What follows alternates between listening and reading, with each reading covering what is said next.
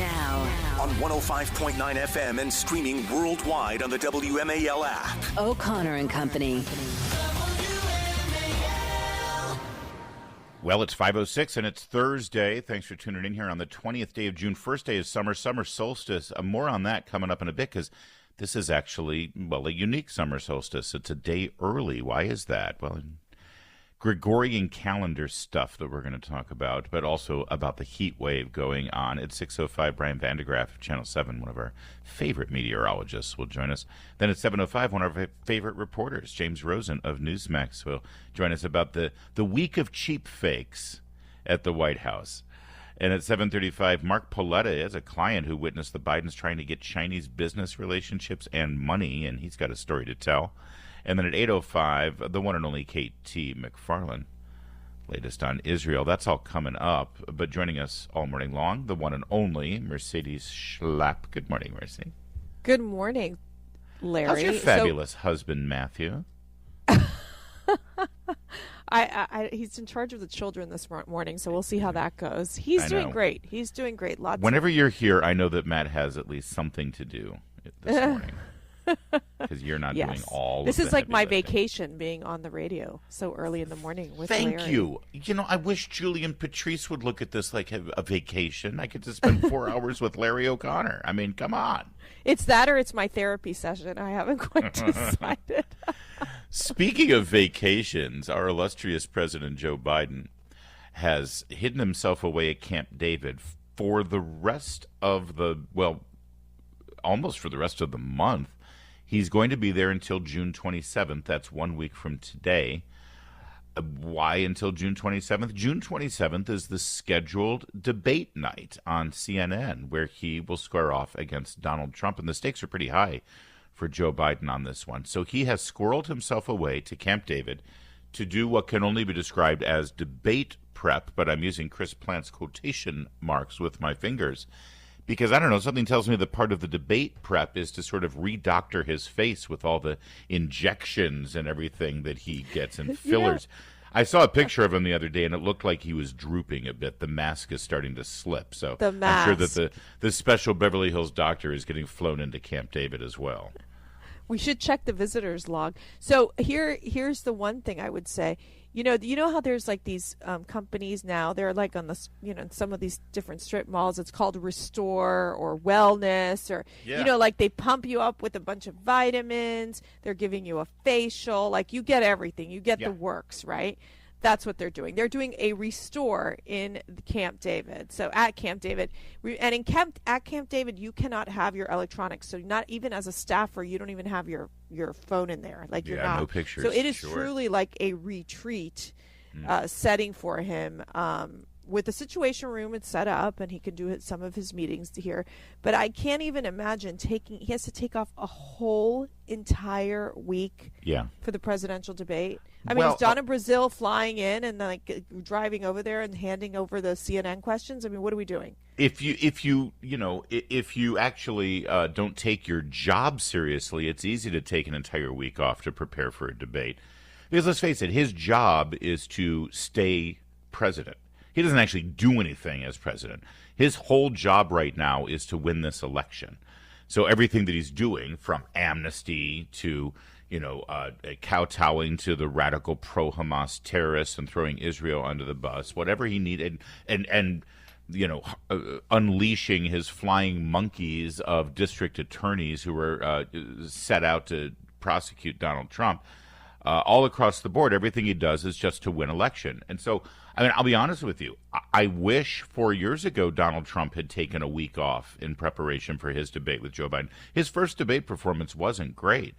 And my question to you, Mercy, since you know people around the president as he's planning his reelection campaign, President Trump, that is, does he take debate prep seriously? He's not going to take a week off, but what kind of process does he go through? Because I don't want him to wing it. I want him to bring his A game. Yeah, to really take time. They'll have debate prep, obviously President Trump's schedule is a lot more active than Joe Biden's. You can't even compare. His schedule is more. He's technically in retirement right now. Donald Trump is, exactly. And his schedule is more active and demanding than the President of the United States. Yeah, but I almost feel like instead of debate prep, it's almost like he has. What I would do is I would spend time saying, look, you got to use psychology here, right? Like, you got to think this through in terms of putting stuff. He knows, look, Donald Trump knows the policies inside and out. He knows what works. He talks about it all the time. He knows how to have the one-liners that you need. What he needs to do is really allow Joe Biden to step right into it, to step right into his own disaster, his own inability to express himself. Joe Biden can at times come across being mean and aggressive and the not nice Joe. And so if Trump can figure out a way to really get under his skin while at the same time, because you're going to see a lot of prepared one-liners coming from Joe Biden. The question is, will he mix them all up in his brain, Larry, don't you think? So we'll see. Yeah. I think he will take time to do the debate. I just hope he doesn't have a bunch of these, nothing against my friends from New Jersey or New Yorkers just like saying, you got to do this and just be mean and do this and do that. I don't think that's the right strategy. It didn't work the last time in that first debate. I would definitely think he needs to kind of step back, give his answer, be calm and disciplined, and then then put it out there, the one or two one-liners, right? Yeah. That then Biden steps right into. I've got a couple of favorite go-to X accounts. One of them is, I don't know who this person is. It's someone named Maze, M-A-Z-E. But Maze finds great videos, great flashback videos, and suggested this as an opening statement. This is what Maze put on X last night, saying Trump's opening at the debate should go like this. America, before we start, I just want to say one thing. During our last debate, Joe Biden looked into the camera and told you that his son's laptop was a Russian plant, knowing that wasn't true. He told you that neither he nor his son ever took money from China. He told you that he's never taken a dime from any foreign source. He lied to you. Those have all been proven to be lies. That was the last time we met for a debate, and now here we are back again. Why would you believe anything he says tonight? I think that's brilliant. Should he start with something like that?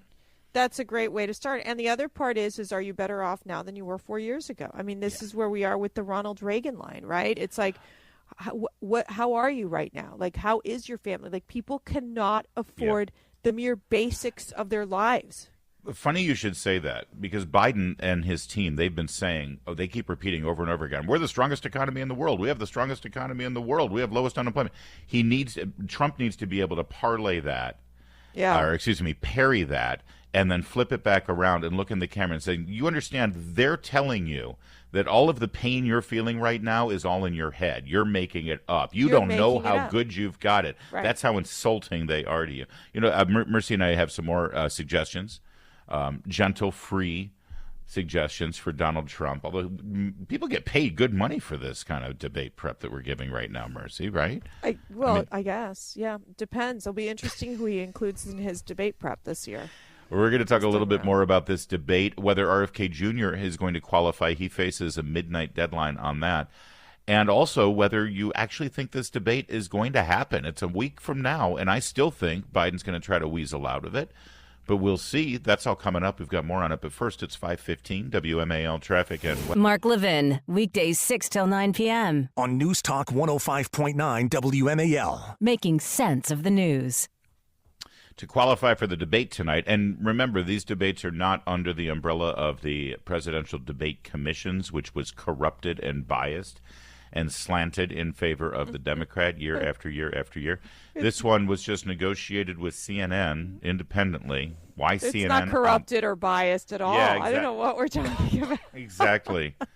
What kind of lion's den is Trump walking into here with the moderators? I love to use, moderator is a extrapolation of the word moderate, and there's nothing moderate about Jake Tapper and Dana Bash. I think Dana is better than Jake. I think Jake definitely made no sense to put him on there, considering. I mean, you could do a montage of his horrific statements about Donald Trump and people who work for Donald Trump. Well, and they have this knee-jerk impulse to immediately interrupt. Anytime they hear a Republican say something that they think isn't true in their mind, based on their paradigm and perspective, they always feel compelled to jump in and say, well, I just want to set the record straight and say, that because we care about facts here. And they never do that to Democrats. They never do that.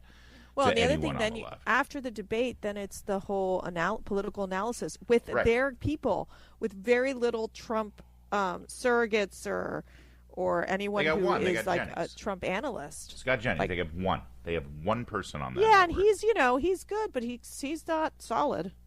No, well, he's not. Yeah.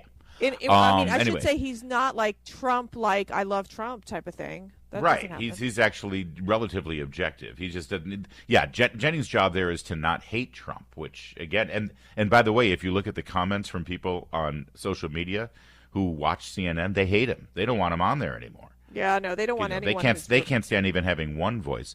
The qualifications to be in the debate is that you have to be. You have to appear on a sufficient number of state ballots to reach 270 electoral vote threshold, and you have to receive at least 15% in 4 separate national polls. As of now, Robert F. Kennedy Jr. falls short of that, and it looks like he will not be on the debate stage, which is exactly, by the way, what Team Biden wanted. Yeah. They wanted to make sure that it was just man on man. Here's the problem with that, though. This is not a one-on-one race. RFK Jr. is going to be on every ballot. So why wouldn't Trump, make demands that no, he'll only debate if RFK Jr. is on there? It hurts Biden more than him. It does hurt Biden more than him, than Trump. But it could also get some of these kind of never Trumper type of Republicans to support, Robert F. Kennedy Jr. Well, I mean, he. But the thing is, look, he's a liberal. Like, he talks a good talk on the deep state stuff. He talks a good talk on, on the vaccines, obviously, and against the vaccine mandates, which I totally, which I think he's right on that issue. But the reality is that on every other issue, when it comes to climate, abortion, the economy, he is more in line with Joe Biden than he is with Donald Trump. Do you agree? Wasn't there a time when President Trump was saying that there should be a drug test before this debate, so we can see if if Biden is hopped was up that on... the comment? I remember there was conversation about it. I'm wondering. I know he wanted a cognitive test. He's like, I'll take a cognitive test anytime. Joe Biden should take a cognitive test too. Yeah. Interesting to know the amount of drugs are going to pump into Joe Biden. The difference is this is 90 minutes without a teleprompter. 90 minutes without a teleprompter. The benefit that Joe Biden has right now is that he'll have Jake Tapper and CNN and Dana Bash on his side. That's like, right. There's no way. You cannot. It is literally a three. Donald Trump is debating against 3 people. And that is going to be tough for. And the thing with Donald Trump is he'll want to be in that I want to punch, I want to fight. And the thing is we do need some of the punching and fighting, but we need an inspirational message, his vision of America, and his willingness to say, look, I'm going to fight for you. Yeah. And that's really the message we need. And say, I know we're living in chaos and uncertainty. We need to lead through peace through strength, and I will do that. I know how to do it. I did it once. I'll do it again. Yeah, he has an opportunity here to not only paint a positive message about his vision and sort of be the larger man in the fray, considering how petty and nasty and dirty and instinctively jerky Joe Biden is. I'm trying to censor myself as much as possible to make it. That sounds He's so a jerk. funny. Can I He's have a some jerk. beef jerky? I know. He's just a nasty human being. And instinctively, that's where he'll go. Trump can't fall into that trap. He needs to be able to actually show as you said, a positive and upbeat message of the future, and not slip into sort of repeating the same things over and over again, and actually be substantive in this debate, because ultimately that will be the difference maker when Joe Biden is incapable of being that person. And you think about okay, so let's pretend you're Jake Tapper and I'm Dana Bash. Okay, this could be fun. Yeah. And I just got a pay raise. Go on, you have to be really mean. You have to be really nasty, Larry. Well, this actually begs a question. Is Trump doing that? Does Trump do pretend debates? Does he have somebody stand in there as if they're Jake Tapper? He usually has someone stand in there to do to beat Joe Biden. Yeah. And I'm trying to remember who gets to do that. I want to know. It's who funny. draws I that think it was during 2016, and I got to go back to my research because my brain's I'm feeling a little Joe Biden this morning. But I think it was Chris Christie who was Hillary Clinton, if I'm not mistaken. Oh, I think it was you're right. One of those. I'm going to look that up, but I can't remember 2022. I mean 2020. 2020. Roger Stone probably would have been a good. No, Joe Biden. But we'll find out. It's 5:23. Now On 105.9 FM and streaming worldwide on the WMAL app. O'Connor and Company. 5:36, and we're plowing through this Thursday morning, the summer solstice, first day of summer, like nobody's business. We're the only ones out there live talking to you right now. Any other talk station that you're tuning into for news and information, it's all canned. It's all pre-recorded. No, we're live. We're local. We're yours. Coming up at 6:05, Brian Vandegraff, meteorologist, Channel 7, about this heat wave. Going to hit 100 over the weekend. 7:05, James Rosen, White House correspondent at Newsmax. 7:35, Mark Paoletta has a story to tell about some clients of his who were involved in Hunter Biden's business deals. And then at 8:05, KT McFarland on, the world being on fire under Joe Biden's watch. In fact, we're going to get to one of those stories right now. So let's get to it, Mercedes Schlapp. Good morning, Mercy. Good morning. I'm all hyped up. I've had my third cup of coffee. Let's go. I Let's can go, tell. let's go. I'm starting with one, and I feel very Joe Biden-ish. We should start these new lines. If you haven't had your cup of coffee, are you feeling like Joe Biden? Right. I think that would be a great commercial. You're Biden pre-meds or post-meds, or in the throes of it. I need a week off in Camp David to prepare for the debate. Mercy, when we on. talk to KT McFarland at 8 o'clock, we got to talk about this summit and new strategic agreement signed between Russia and North Korea. It's been 24 years since Vladimir Putin visited North Korea.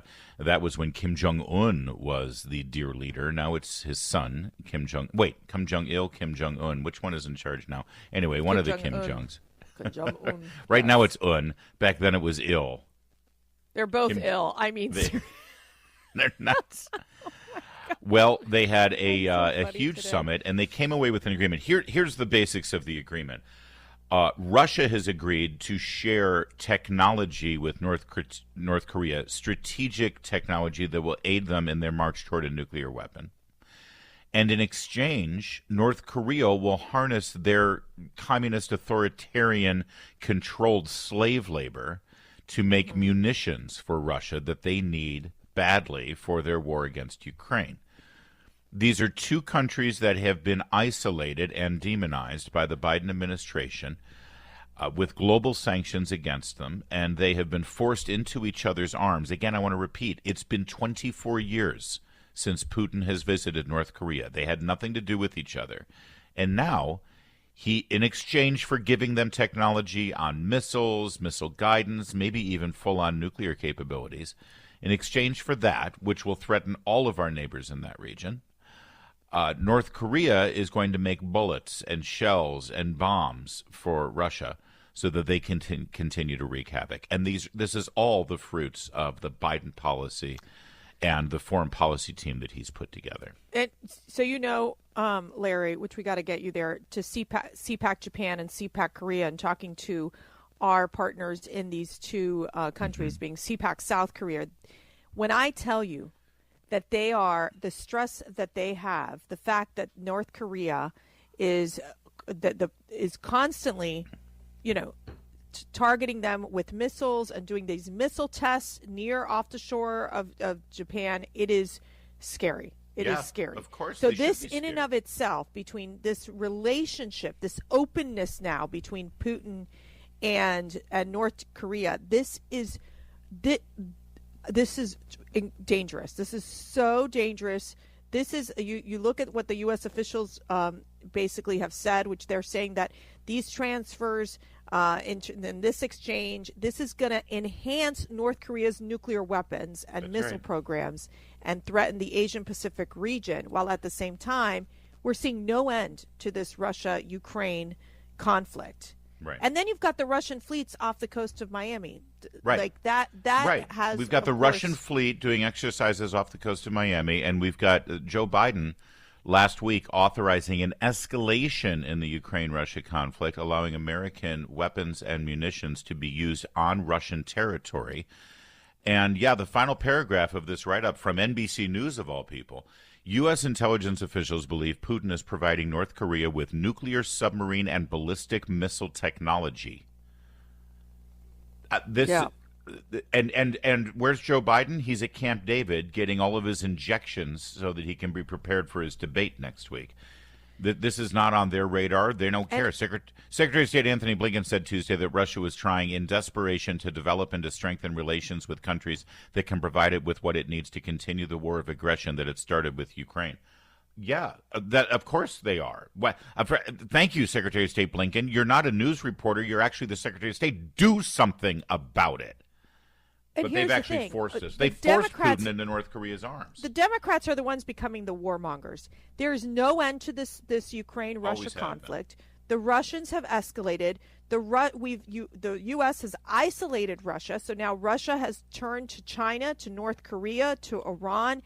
That's where they're building their arsenal. I mean, again, and then you're talking about China, all in Latin America, which is China everywhere, like an octopus on the planet.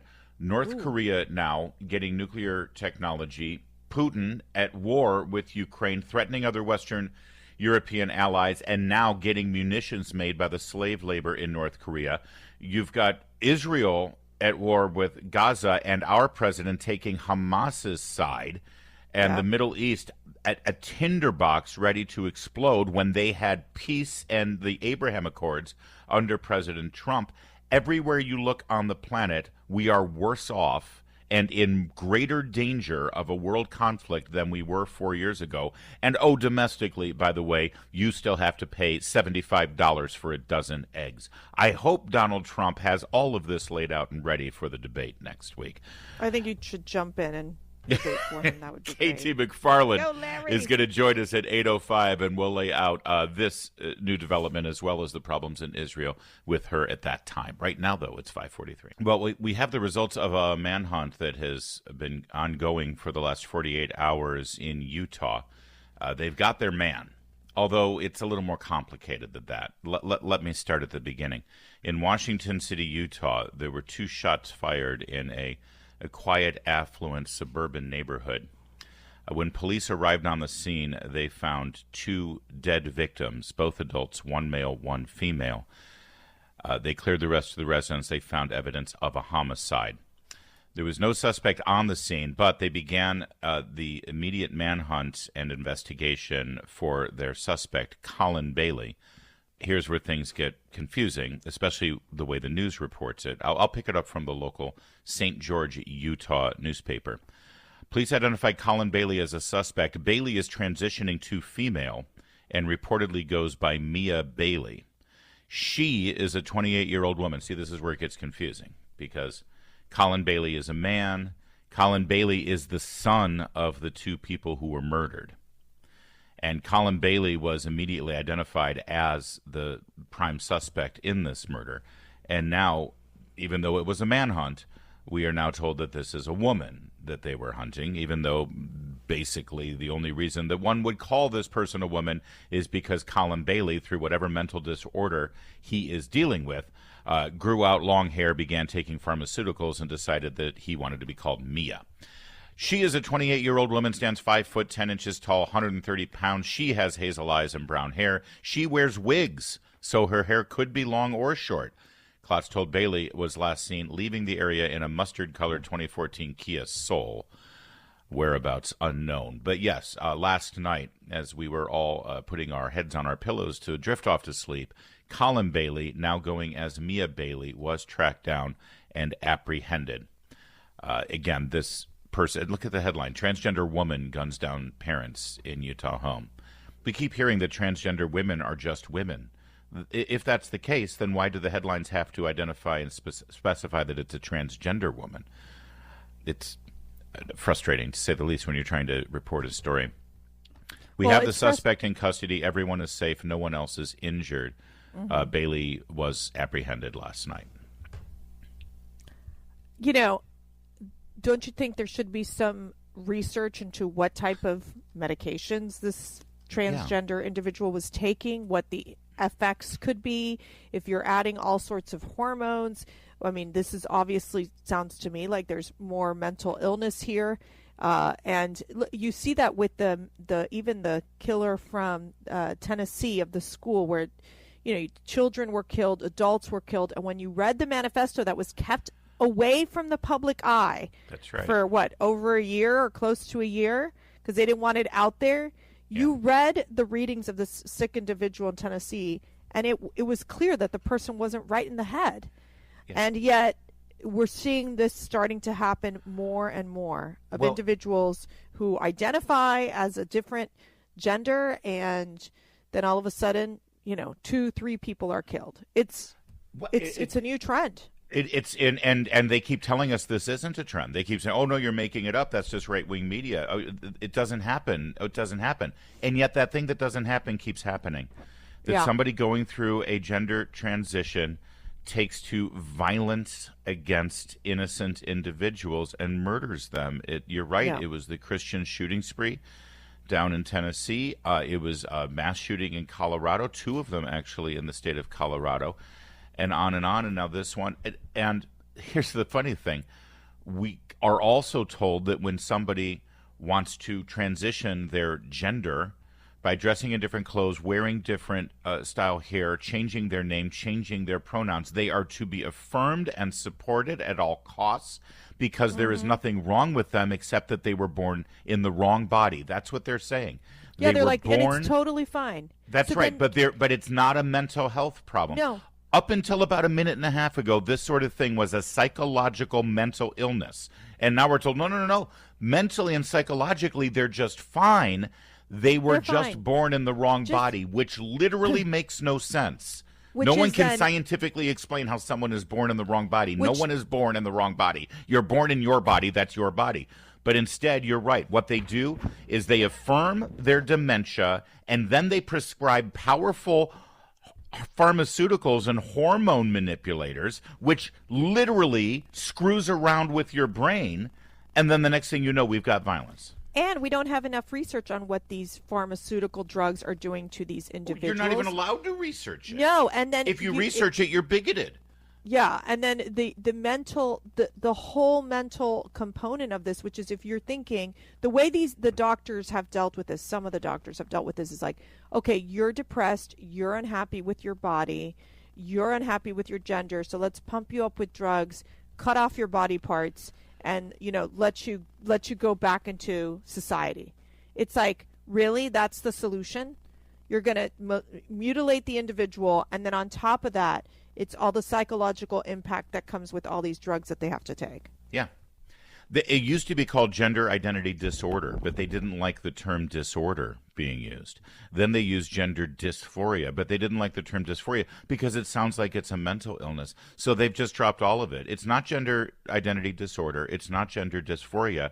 In fact, there's no condition at all other than we have to now mutilate your body. Well, then you'll be fine. Then you have the military pushing like all the transgender stuff. Then you have Trans Visibility Day, which is taken over Easter, right, that's being pushed by the Biden administration. They want to normalize something that is abnormal. Sorry. Yes. And by the way, and the victims here, honestly, of course, in this case of Colin Bailey, the murderer, who has now been apprehended, Colin Bailey murdered his parents. There are other innocent people who were left in pools of blood because of this. But guess what? Colin is also a victim here because Colin had some mental problems. Colin deserved to get some services, some mental health services. Instead, Colin's mental disorder was encouraged and extrapolated and made even worse. And now multiple tragedies are on our hands, and you blood have better is on hair our than hands. Colin. That's for darn sure. Thank you. Colin's hair is Better certainly hair. an issue, and that may have been the beginning of all these. Uh-huh. It's 5:53.